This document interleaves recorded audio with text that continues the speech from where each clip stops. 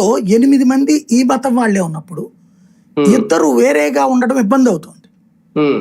అంటే కలయిక కుదరట్లా ఇళ్లలో బంధుత్వాన్ని. దానికి తోడు రీసెంట్గా ఒక సంస్థ చేసిన సర్వేలో తేలింది ఏంటంటే హిందువులు ఎందుకు మతం మారుతున్నారంటే ఇప్పుడు మనకి ప్రతి శుభకార్యమైన అశుభకార్యమైన పంతులు కావాలి మనకి. డబ్బులు లేకపోతే అర్చకత్వానికి కుదరదు.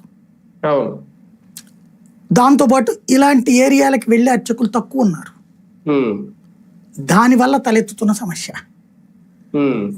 పిల్లోడు పుట్టాడు బారశాల, డబ్బులు అవుతాయి.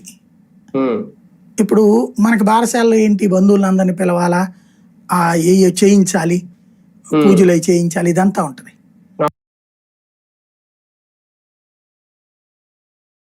క్రిస్టియన్ ఫాదర్ గారు వచ్చేటప్పటికి ఒక 500,000 రూపాయలు తీసేసుకుని పేరు చేపెట్టిచ్చేస్తున్నాడు, వెళ్ళిపోతున్నాడు. అదే మన పంతులు గారి దగ్గరకు వచ్చేటప్పటికి ఆయనకు ఒక 500,000 అవుతుంది. ఆ పూజ సంబారాలు ఇవన్నీ కొనుక్కుంటే ఇంకొక 2-3 వేలు అవుతుంది. నలుగురికి భోజనం పెడితే ఇంకొక 5,000 అవుతుంది.